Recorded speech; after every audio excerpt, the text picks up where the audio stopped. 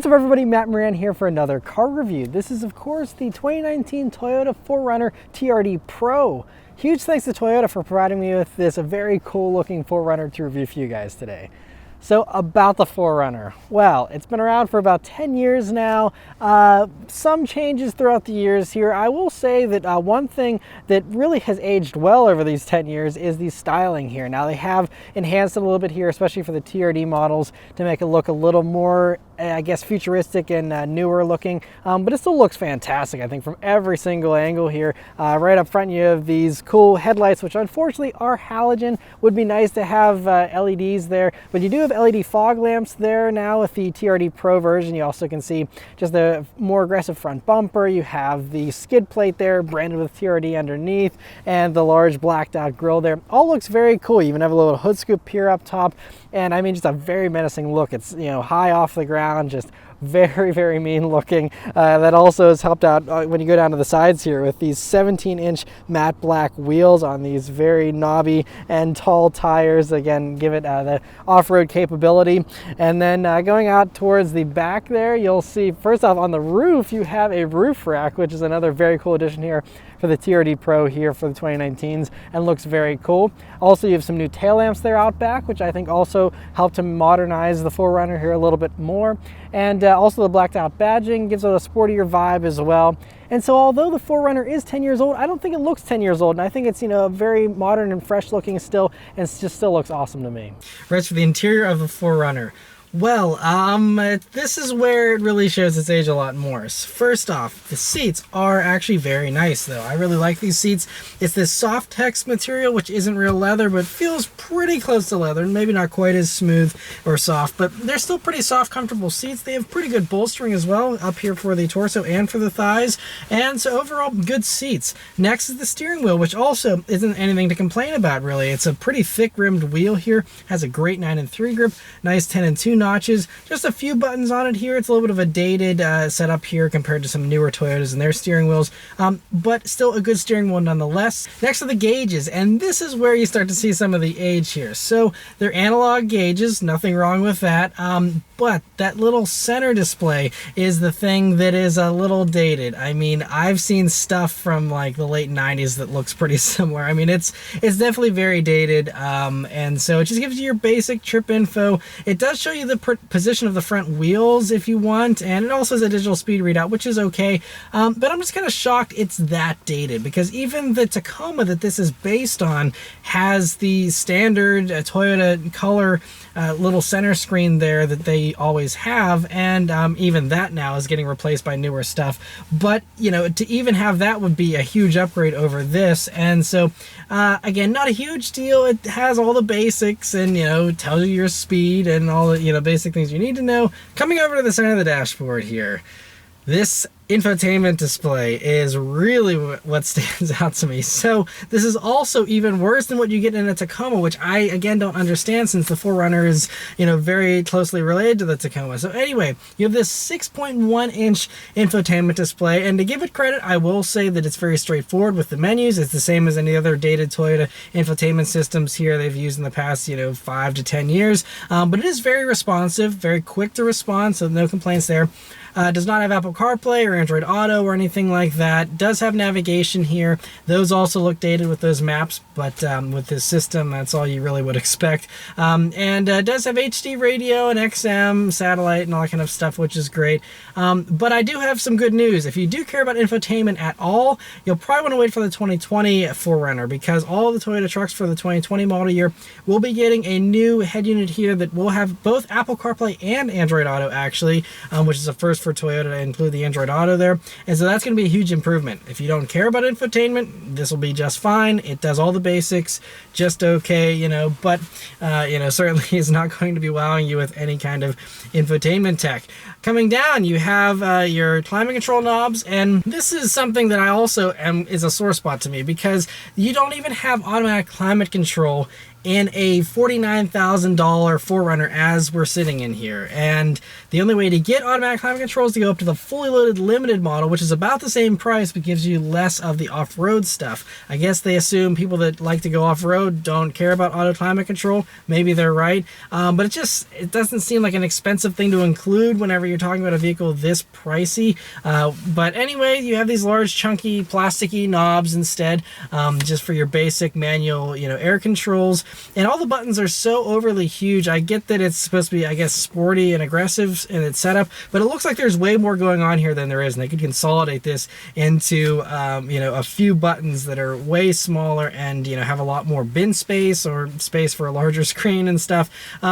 Speaking of bins though, you have, as you go beneath the climate controls here, your USB jack, an auxiliary jack, and a power outlet, and then these two little cubbies that are fairly useless. They don't have any kind of lips, they don't hold anything in place, they're not even rubberized, they're just hard plastic, and the top one here is small and not very deep. The bottom one isn't too deep either, so you can't really use it for a smartphone or anything because it'll just slide right out. Other storage spaces here, you have one cup holder here next to your four-wheel drive control, and another little like coin holder type thing here, and then you have another slot for, I guess, the key or something. Again, not big enough for a smartphone unless you stand it up, I suppose, and then another cup holder behind that. And then otherwise you have in the doors here a nice large pocket, which does have like kind of two bottle holders in it, so that's very good, and even a little tray here up on top of the top part of the door, so that is good, and so no complaints there. And then you have this center armrest, which has a little bit of padding on it but is a little bit on the firm side. Anyway, you open that up and then you will see a very deep cubby, so no complaints there either. It also has a power outlet built into it, and so that's very good. It's just outside spaces here where usually you have more bins and stuff, and you don't have any of that, but not a huge deal overall. Storage isn't really too big of a complaint whenever, again, we're dealing with a tiny infotainment screen and manual climate controls and a $49,000 vehicle. Backseat space here in the 4Runner is very good, so it's a pretty spacious back seat actually. I'm 5'9", me sitting behind myself. I have about 4 to 5 inches of legroom to spare back there, so it should be pretty roomy for just about everyone. I will say there's cutouts in the headliner there for a good amount of headroom, but if you do lean forward, you will see that your rear seat sits up very high, and if you do lean forward at all, you're going to be like scraping your head against the roof there, and so it's just a very high seating position, and so not a ton of headroom honestly in the 4Runner. Now you can put the front seats lower here, but in the back there, the cutouts should do the trick, but if you're leaning forward, again, just watch your head there. Otherwise, there's a fold down center armrest with 2 cup holders built into it. When you look forward, you'll see air vents, which is a nice inclusion, and also 2 power outlets down there, which is also nice and something that you don't always get in other vehicles in this segment, and so that's nice to have as well. You'll also see bottle holders in the doors, which is another nice inclusion, and so overall a pretty nice back seat. Cargo space here in the 4Runner is very good and probably one of its best attributes, because compared to most of the competition, this has way more space back there. It's taller, wider, longer, it's just bigger, and so that's very much appreciated. Now this one has this sliding cargo thing, which I guess is handy because if you want to reach stuff in the back there, you can just pull it towards you with that sliding tray, but it makes it weird with any kind of underfloor storage, and so I couldn't actually even access anything under the floor there, so you just have what's out there. You have a couple little cubbies on the left and the right, and you also will see a normal house current power outlet as well as a traditional car socket here for a cigarette lighter type setup back there as well. But nice to have those 2 plugins as well, so if you're camping or tailgating, whatever, things like that should come in very handy. And so another cool thing, speaking of off-road stuff or tailgating, that's kind of cool is that rear window actually does go down, and it's power down and up, which is a very cool feature to give you a little bit more airflow in here, a unique thing to the 4Runner that I think most people that buy these probably really appreciate, because whenever I see these out on the road, people often have those down, and so that's a very cool feature as well. All right, so start them, go for a drive. Another disappointing thing with the 4Runner here is, although again we're in basically the top trim, the only way to get keyless access and keyless entry is in the limited trim with push button start. This one still, even again at $49,000, sticks you with a basic key with no proximity sensor, so you have to pull the key out of your pocket, unlock it, and I know these are first world problems, but when you're paying this much money, it's a little disappointing. You got to mess with a key, and of course you just slip the key into the slot here and it starts right up. All right, so setting off in the 2019 Toyota 4Runner TRD Pro. So the first thing you notice, well, you're sitting up nice and high here in the 4Runner. And in addition to just having the lifted ride height here and the higher stance of the 4Runner, you know, you have a pretty high seating position. These seats do get pretty high, which again can limit your headroom a little bit, but does give you a very commanding view of the road. You have a pretty good view forward here with A-pillars that are a little thick, but honestly not too bad. I think actually forward visibility is very good. View out of the back is also great with a nice square rear window there. And so as far as visibility goes, it's very easy to see out of. Even though the screen is tiny, you do get a backup camera since that's federally mandated now, so that also will help park in tight spaces and things like that. Other things you notice right off the bat here in the 4Runner, throttle response is pretty good. It's a little lazier in its setup, but is very responsive when you first tip in, which is an improvement over the Tacoma. That had a lot more delay in the throttle, and the transmission was a little more reluctant to give you downshifts and stuff. This seems to be a little more eager to go. Again, it's not sports car like at all.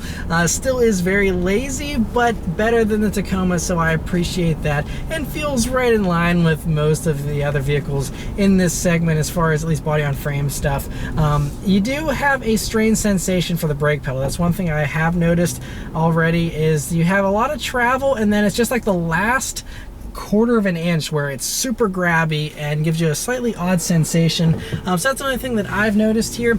Other things, as we turn out onto a main road here, steering actually has a nice weight to it. A little bit of a heavier weight to it, but I actually really like it. I think it's appropriate, again, given the sportier nature of the 4Runner here. It's not supposed to be a normal crossover to go get the kids and stuff. This is supposed to be a little more rugged, and so I think the steering fits that.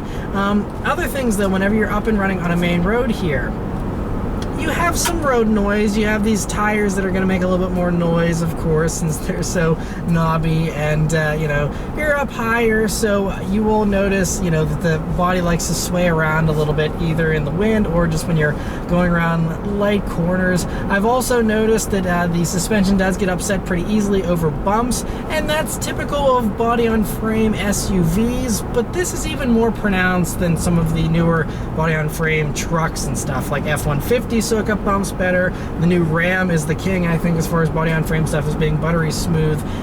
So if we're comparing it to body on frame stuff, there are still some that do it better, so that can't be a perfect excuse for why this doesn't soak up bumps as well. Again, this one does have this more off-road suspension setup with these Fox shocks and TRD front springs, and so that all will certainly help to probably make it feel a little more rugged, a little less comfortable. Again, I don't think most people are buying 4Runners to be super comfortable cruisers. There's again plenty of stuff to choose from in Toyota's lineup or with other competitors if you want something that's smoother and less, I guess, aggressive in its setup, but it still rides well enough. Again, it's not going to beat you up or be miserable, just certainly not as soft and comfortable as a lot of the others out there.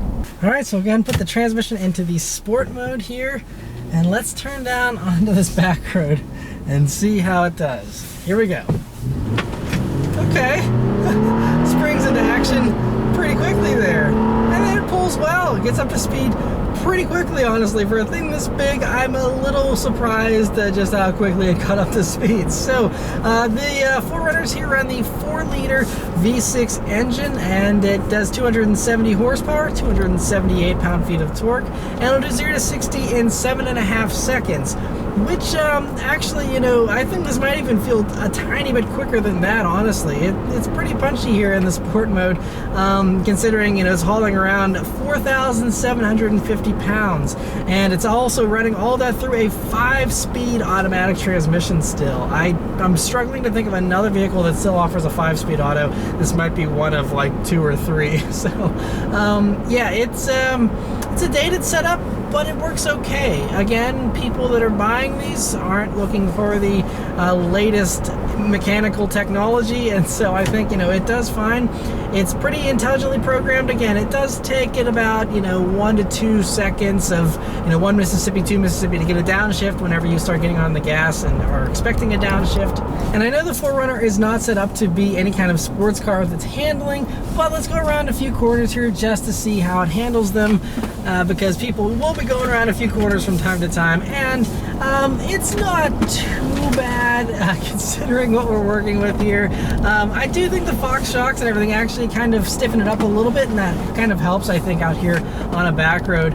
These brakes are still kind of touchy though, and it often upsets the balance of the vehicle here. And that is one thing that I have noticed as well, is so there isn't a ton of body roll. It isn't, you know, super sloppy in the corners there, but it does have a lot of nosedive, and it'll also, it forwards and backwards. When I hit the brakes, it dives down aggressively. You might even be able to see that on camera, the way it dives. And then if you hit the gas, it'll, get up and really lift up the front end whenever you hit the gas. So very soft springs as far as forwards and backwards. And I guess that's, all tuned again to be off-road ready. And so that's why they do that. But, it's just whenever you're out driving, even when you're not carving up a back road, just stopping at a red light, you notice the nose dive, and it's a little more pronounced than even stuff like a Jeep Wrangler. So, I mean, that's the type of, I'm not judging this by sports car standards. I'm saying compared to a Wrangler, it nose dives a good bit more. And so, in other ways, though, it is a little sharper than like a Wrangler, for example, if we were going to compare it with that. Like, for example, the steering is a little sharper and more precise than what you get in a Wrangler or something like that. But then again, whenever you compare it to other like unibody competitors, like the Honda Passport that I just reviewed, those feel a good bit better. And so, it just comes down to what you want. If you want a body on frame vehicle, you're going to get handling similar to this no matter what you go with. But if you don't need quite as intense of an off-road setup, again, there's a lot of unibody competitors that are going to be a lot more comfortable and livable on a daily basis, and a little softer and easier to take around corners and things like that. I think the buyer of these is someone who does want the off-road credibility. They like the truck-based setup, and so they're willing to make that sacrifice in handling and in ride. Some info that off-road enthusiasts will appreciate, though, is all the different modes you have here with the TRD Pro. So, of course, like I mentioned, it does have the skid plates and the Fox shocks and the TRD front springs, and so all that's designed to, again, give us a better handling off-road. And it also, of course, has the part-time four-wheel drive, so it does have a locking rear diff, and you can, go ahead and put it into four-wheel drive high and low and all that type of stuff. And then there's also these controllers here in the roof, and those will give you a crawl control. You also have a multi-terrain selector, and so you can tell it what type of terrain it's on, and so all that stuff helps to give you better off-road capability. And then if you do want to tow things, the 4Runner is rated at 5,000 pounds for its tow rating, which is again right in line with many of the competitors. I think like the Grand Cherokee might be able to tow a little bit more, but this is also, it's 5,000 pounds, which is better than a lot of the competitors. But for example, the Honda Passport does match it, even though it's unibody, but that has a V6 still as well, and so that also can tow 5,000 pounds. So the towing isn't best in class, but it is very competitive and still very strong. And so yeah, I mean, although this isn't too sporty and isn't super precise or anything, I don't really mind the driving and the handling of the 4Runner. It's definitely just a more relaxed setup, and you just have to drive it slower and in a more relaxed manner. But for most people, that's going to be totally fine. And I think, the ride is certainly livable. It's a very nice thing to just cruise around in, again, whenever you are in that relaxed mindset. If you're trying to rush around somewhere in one of these, it might get on your nerves a little bit. But whenever you're just cruising around, it's a very nice thing to drive still. But yeah, so that's about all I can get here from the 4Runner in my first few minutes of driving. But thanks to Toyota, I'm going to have this vehicle for an entire week. So I'm going to drive around all week, and I'll come back and give you guys my final fuel economy, my thoughts on the pricing, and anything else that I noticed during my week of driving. Alright, so I've been driving the 4Runner TRD Pro for a week here, and it's something that's actually grown on me a little bit. It's very likable in its character, more so than I was expecting, honestly. But just cruising around in a relaxed manner, and this is actually really enjoyable, and I found myself really liking it more and more the more that I drove it. So I put 143 miles on this vehicle in my week of driving, which isn't a ton, and so my fuel economy for the week. Now, I did mostly city driving, only a tiny bit of highway, and I'll mention the highway driving in a second. But anyway, my fuel economy overall was 14.6 over that 143 miles. So 14.6 mpg in a vehicle that's rated 17 in the city, 20 on the highway, for a combined average of 18. So, you know, I did mostly city driving, so I would have liked to have seen 17 since that's what it's rated at, and instead I'm at 14.6. So, well beneath that. Now, it is the winter time, still a little bit, although it's been fairly warm for a good bit of the week here. But maybe the gas blend is slightly lower, I don't know. But, I mean, the aerodynamics of this vehicle, the fact it's got an old V6, a 5-speed automatic, I can't say I'm super surprised, but I am still slightly disappointed considering it is rated higher. And so it could be a little misleading. You look at the sticker, you say, oh, well, maybe I can live with 17. Well, it's actually more like 14 and a half. So, just in my experience, again, you do some highway driving, you'll probably lift that up a little bit, but will you hit the 18 number combined? I have my doubts. So anyway, that's one thing to note here. Getting back to highway driving, though, that is one thing that is probably what you would expect. So we have these off-road, you know, style tires, and they like to make some noise at highway speeds. At 70 miles an hour, it is quite a loud humming sound, you know, coming from those. Otherwise, though, you know, there isn't too much wind noise or anything. I will say that it cruises nicer on the highway than something like Jeep Wrangler or something like that. So, you know, I think it's definitely, you know, a compromise is being made, of course, again, because of all the off-road stuff. But it's not too bad. Personally, I would go for a less off-road ready version of the 4Runner. If you don't need the Fox shocks and stuff, there's still like the TRD off-road version. This is the TRD Pro. This is, you know, one step above.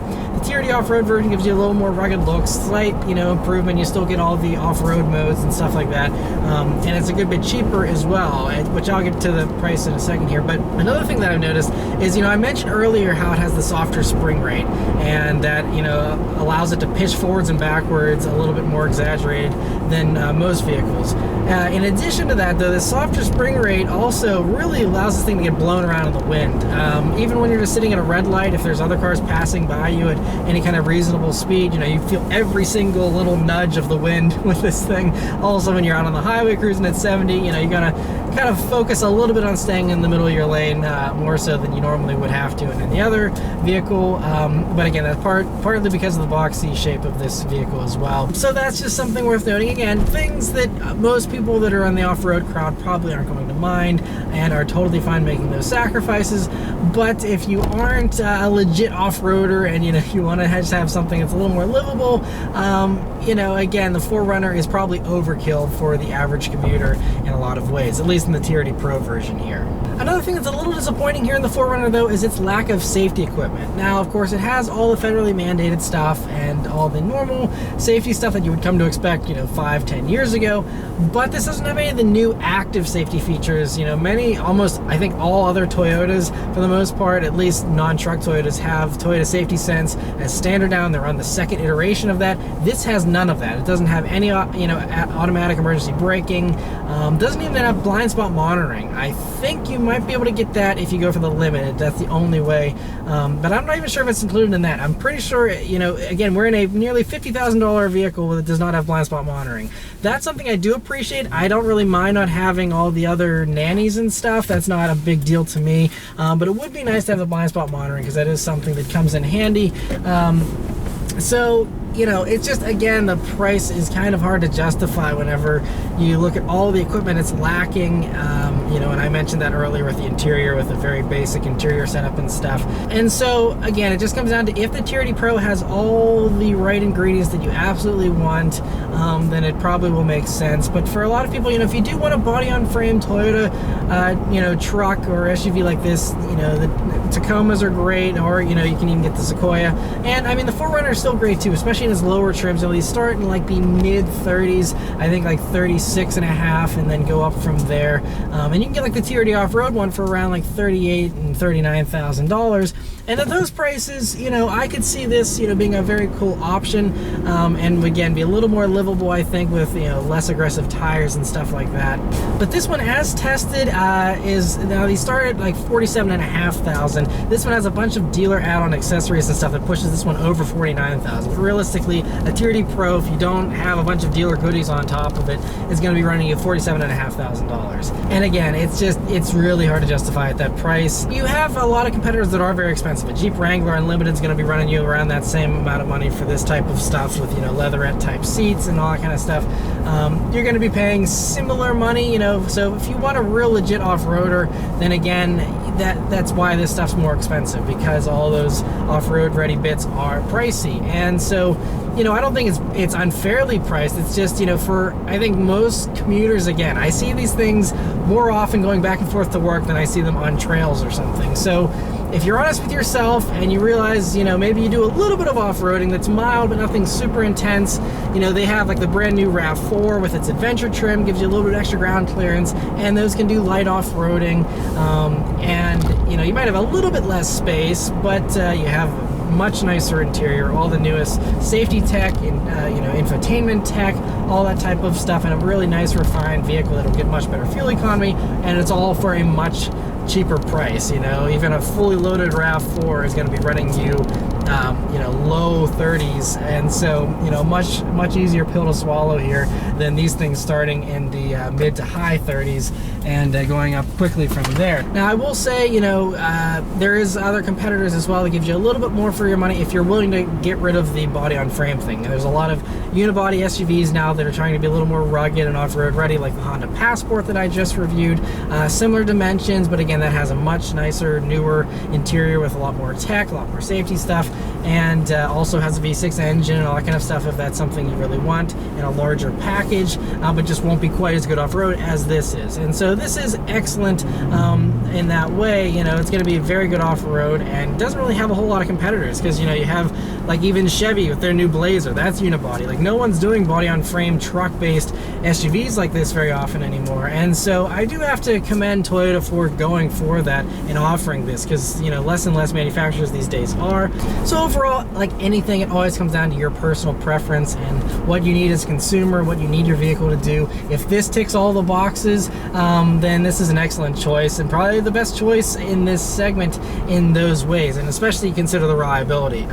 Compared to a lot of the others, you know, yes, everything in here is dated, but that means that it has been proven, it's super reliable, and you know, a Toyota 4Runner will probably, you know, run, I mean, there was like that guy in the Toyota Tundra that did 1 million miles in it. So you know, there's tons of these 4Runners that have been around, you know, obviously for decades now, that have hundreds and hundreds of thousands of miles that are still running like champs. And so if you want something that's going to last you forever and hold its value well and be a really strong vehicle to last you a long time, I think the 4Runner is going to be a great choice for those type of people as well. But yes, anyway, let me know your thoughts on the 4Runner in the comments below. Thanks to Toyota for providing me with this 4Runner to review for you guys today. Thank you guys very much for watching. I'll see you on the next one. Take care.